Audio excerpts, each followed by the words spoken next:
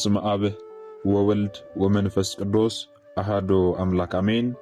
የተወደዳችሁ የልዑል እግዚአብሔር ቤተሰቦች የእናታችን የቅድስት ድንግል ማርያም የአስራት ቃል ኪዳን የበረከት ልጆች የጻድቃን የሰማዕታት ወዳጆች በወደደንና ባፈቀረን በልዑል እግዚአብሔር ፍጹም ሰላም እላችኋለሁ። እንደምን ዋላችሁ? እንደምን ለይሳ ደረሳችሁ? አሜን። እንደ ኃጢአታችንና እንደ በደላችን ብዛት ሳይሆን እንደ ምሕረትና እንደ ቸርነቱ ተመልክቶ እስከ ሰዓት ያደረሰን የአባቶቻችን አምላክ ልዑል እግዚአብሔር ስሙ የተመሰገነ ይሁንልን። እርሱን ጠርተን እርሷን የማንተዋት ንጽሕተ ንጹሐን ቅድስተ ቅዱሳን ቅድስት እናታችን ድንግል ማርያም ዘላለማዊ ስሟ የተመሰገነ ይሁንልን። እንግዲህ እንደ እግዚአብሔር አምላካችን መልካምና በጎ ፍቃድ ዛሬ የምንማማረው ግንቦት 1 ቀን ግንቦት ልደታ ወይም ደግሞ ልደታ ለማርያም እያልን የእመቤታችን የቅድስት ድንግል ማርያምን ዓመታዊ የልደት በዓል በታላቅ ድምቀት እናከብራለን። ይህንን ክብረ በዓል ስለምንድን ነው የምናከብረው? በዚህ ዕለት ምን የተከናወነበት ዕለት ስለሆነ ነው የሚለውን እንደ እግዚአብሔር አምላካችን መልካምና በጎ ፍቃድ ዛሬ አጠር አድርገን እንማማራለን። እንግዲህ የሚያስተምረን እግዚአብሔር ነው፣ የሚመክረን እግዚአብሔር ነው፣ የሚገስጸን እግዚአብሔር ነው። እርሱ በመካከላችን ተገኝቶ የጎደለውን አሟልቶ የተጣመመውን አቃንቶ በአፈ መላእክት አርሞ ያስተምረን፣ ይመክረን፣ ይገስጸን ዘንድ የእርሱ መልካምና በጎ ፍቃዱ ይሁንልን። የእናታችን የንጽሕተ ንጹሐን የቅድስተ ቅዱሳን የቅድስት እናታችን የድንግል ማርያም መልጃ ተራዳይነቷ በረከቷ ሁሉ በሁላችን ላይ ይደርብን። እንግዲህ ወደ ዛሬ ትምህርታችን ስንገባ ታዲያ ግንቦት 1 ቀን የግንቦት ልደታ ወይም ደግሞ ልደታ ለማርያም እያልን የእመቤታችን የቅድስት ድንግል ማርያምን ዓመታዊ ክብረ በዓል በታላቅ ድምቀት እናከብራለን።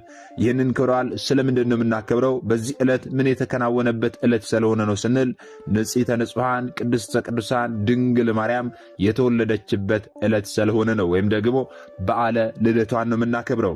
ይህ ዕለት ቅዱስ ኤፍሬም በውዳሴ ማርያም ላይ የመመኪያችን ዘውድ የንጽሕናችንም መሠረት ያላት ወላዲት አምላክ ድንግል ማርያም የተወለደችበት ዕለት ነው።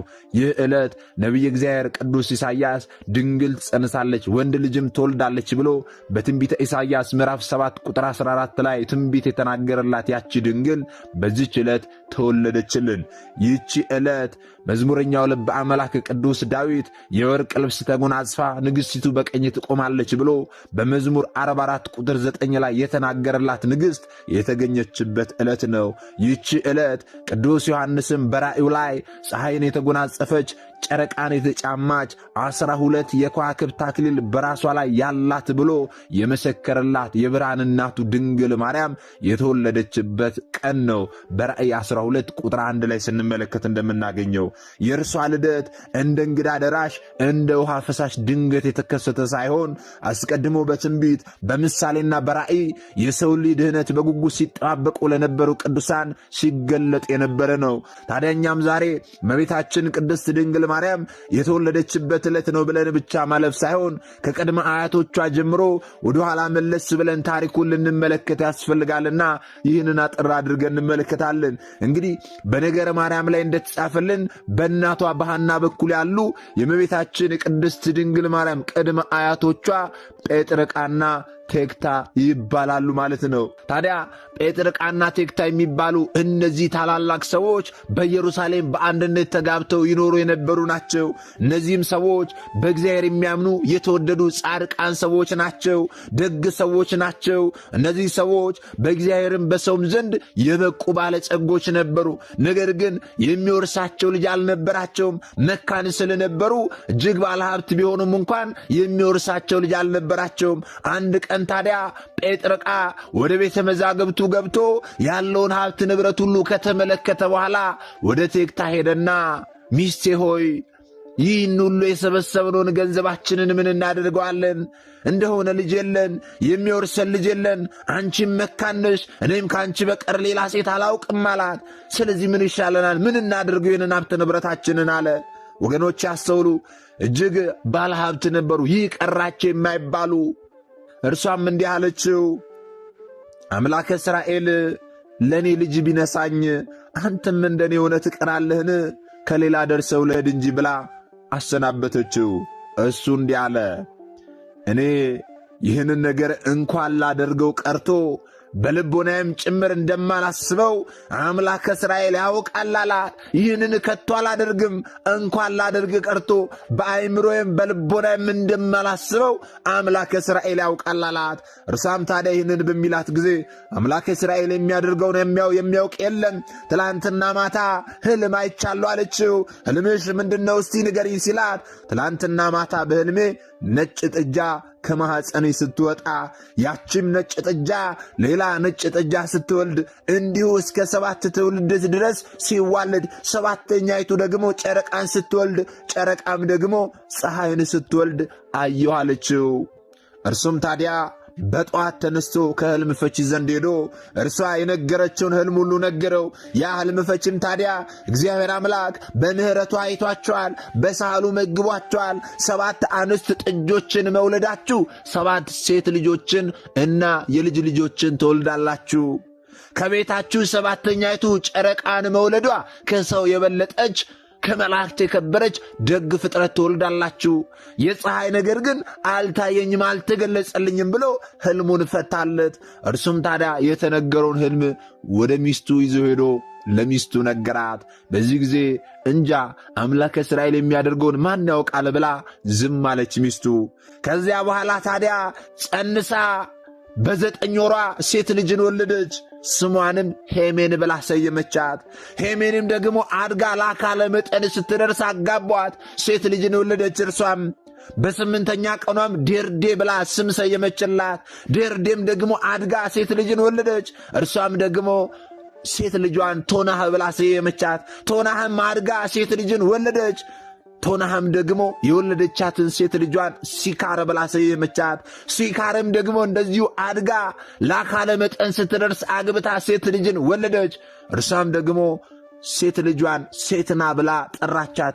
ሴትናም ልክ እንደዚሁ አግብታ ወልዳ ሄርሜላን ወለደች። ሄርሜላም ደግሞ ልክ እንደዚሁ አድጋ ሴት ልጅን ወለደችና ንጽሕተ ንጹሐን ቅድስተ ቅዱሳን እመቤታችን ቅድስት ድንግል ማርያምን የምትወልደውን ሐናን ወለደቻት። ይህቺ እናታችን ቅድስት ሐና በሥርዓት ካደገች በኋላ ለአካለ መጠን ስትደርስ ከቤተ መንግሥት ወገን ከሆነ ከነ ቅዱስ ዳዊት ወገን ከሆነው ከቅዱስ ኢያቄም ጋር አጋባት። እነዚህ ቅዱሳን ኢያቄምና ሐና በአንድነት ተጋብተው ሲኖሩ እጅግ ደጋግ ክርስቲያኖች ናቸው። ፈሪሃ እግዚአብሔር በውስጣቸው ያደረ ጻድቃኖች ነበሩ፣ ቅዱሳኖች ነበሩ።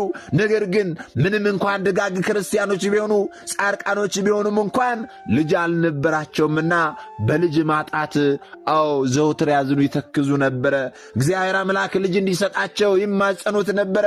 ከዕለታት በአንደኛው ቀን ወደ ቤተ እግዚአብሔር ሄደው ሲጸልዩ ሲያዝኑ ዋሉ።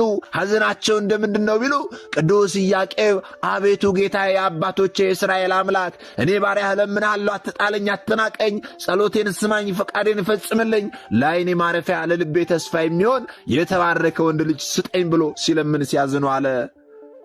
ያናስ እንደምንድን ነው ቢሉ ሐናም በበኩሏ አቤቱ ጌታዬ የአባቶቼ የእስራኤል አምላክ እኔ ባሪያህ እለምንሃለሁ፣ ስማኝ፣ ለዓይኔ ማረፊያ ለልቤ ተስፋ የምትሆን የተባረከች ሴት ልጅ የማኅፀኔን ፍሬ ስጠኝ ብላ ስትለምን ስትጸልይ ዋለች። ወገኖች ያስተውሉ። ከቅዱሳን አባቶቻችን ታሪካቸውን ስንሰማ በሕይወታችን ልንኖር ያስፈልጋል።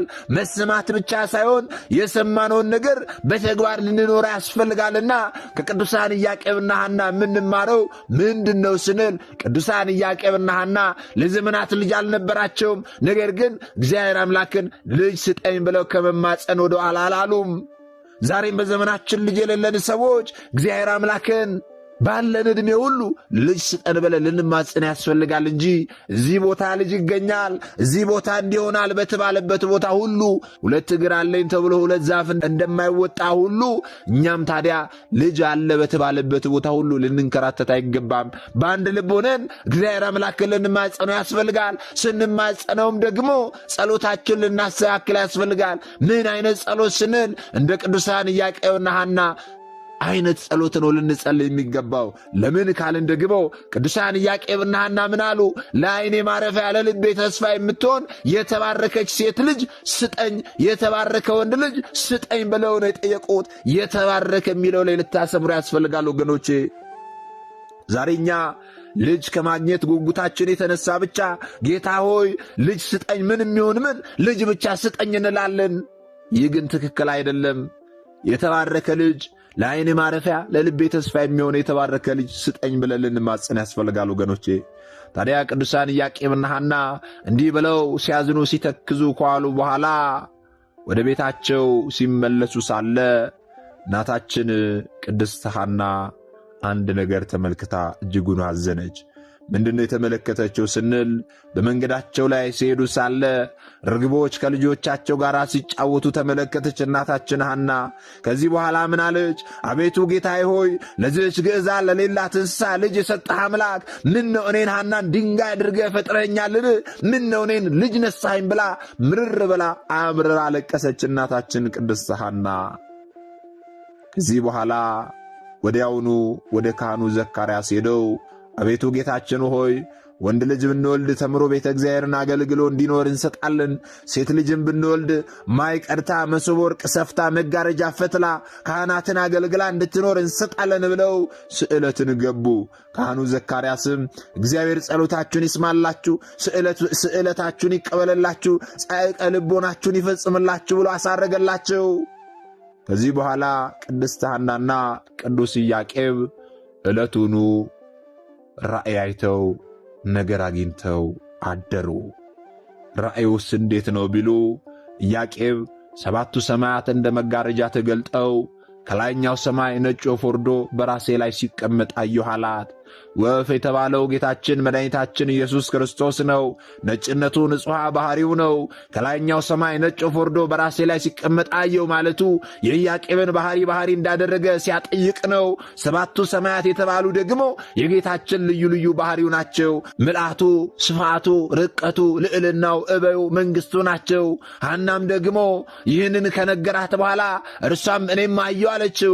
ምን አየሽ ብሎ ቢጠይቃት ነጭ ርግብ መጥታ በራሴ ላይ ወርዳ በጆሮዬ ገብታ በማኅፀኔ ስትተኛ አየሁ አለችው። ርግብ የተባለች እመቤታችን ቅድስት ድንግል ማርያም ናት። ነጭነቷ፣ ንጽሕናዋ፣ ቅድስናዋ፣ ድንግልናዋ ነው። ነጭ ርግብ መጥታ በራሴ ላይ ተቀምጣ ከራሴ ወርዳ በጆሮዬ ገብታ በማኅፀኔ ስትተኛ አየሁ ማለቷ ደግሞ ብስራተ ገብርኤልን በጆሮዋ ሰምታ እመቤታችን ቅድስት ድንግል ማርያም ጌታችንን መጽነሷን ሲያጠይቅ ነው። ይህንን ራእይ ያዩት ሐምሌ 30 ቀን ነው ወገኖቼ፣ ልብ በሉ። እነርሱም ታዲያ እንዲህ ያለ ራእይ ካየን ነገር ካገኘን ብለው ዕለቱኑ በሩካቤ ሥጋ አልተገናኙም።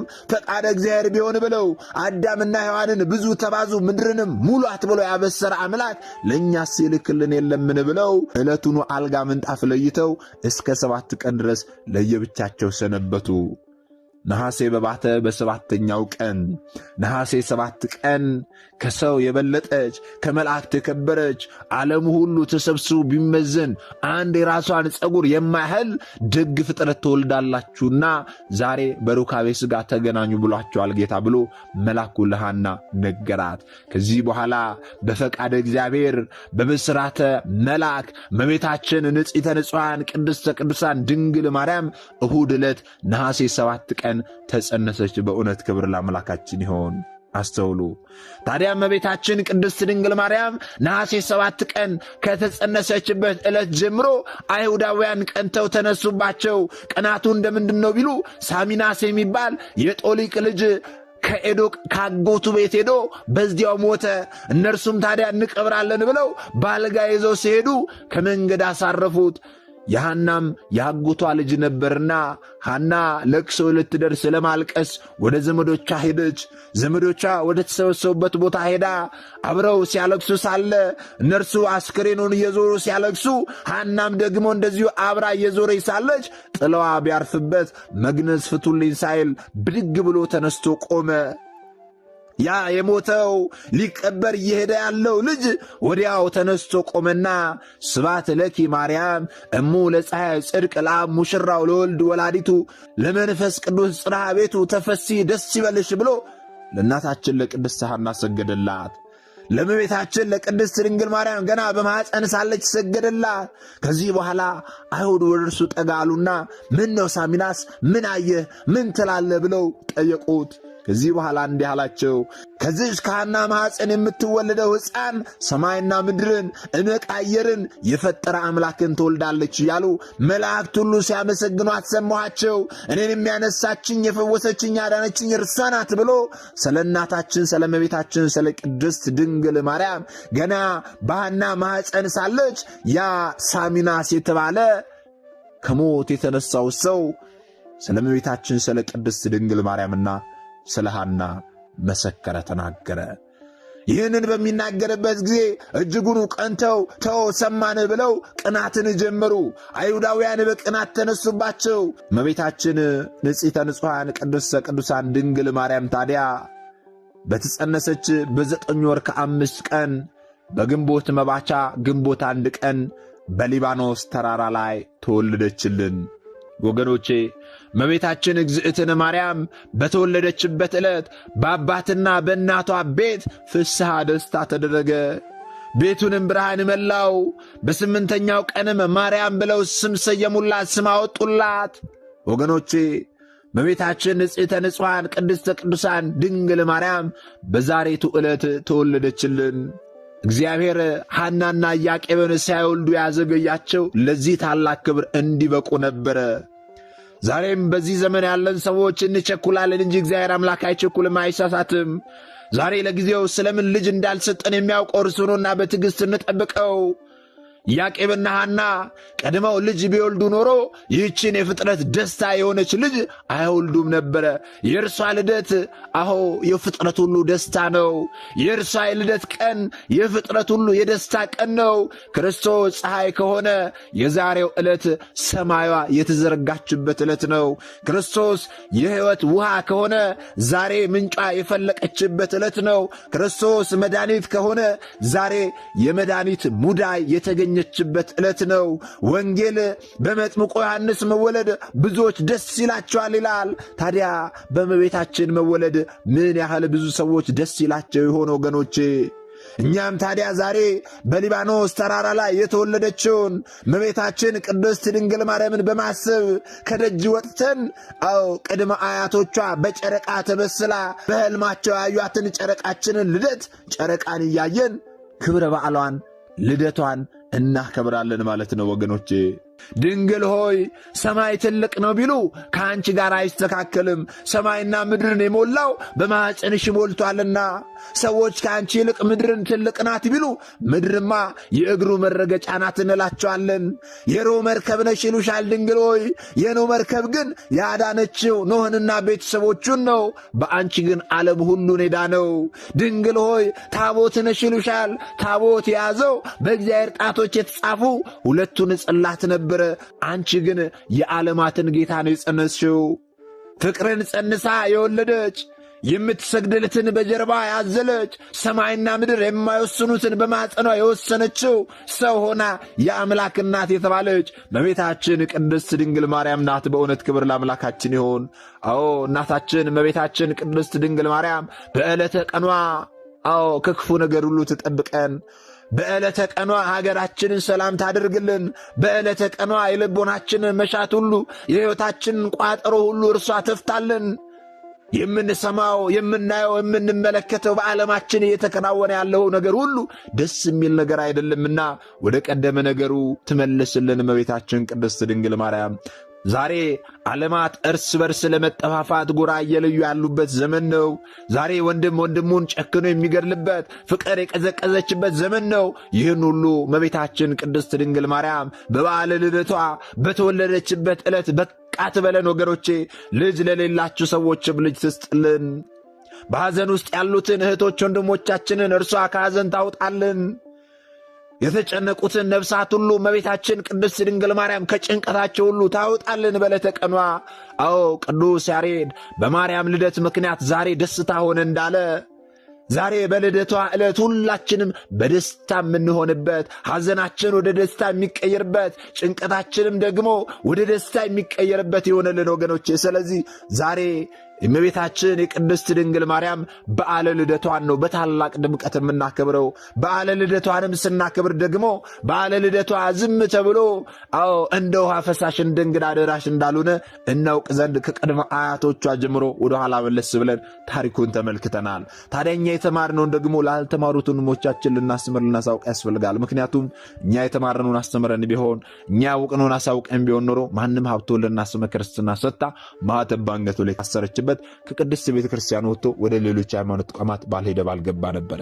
ነገር ግን እኔና እናንተ የተማርነውን ስለማናስተምር ያወቅነውን ስለማናሳውቅ ብዙቶቻችንና ወንድሞቻችን እየሳቱ ነው ያሉትና የሳቱትንም ለመመለስ ያሉትንም ለማጽናት አሁን ላይ የተማርነውን ወደፊትም የምንማረውን የቤተ ክርስቲያናችን አስተምሮ ልናስተምር ያስፈልጋል ማለት ነው።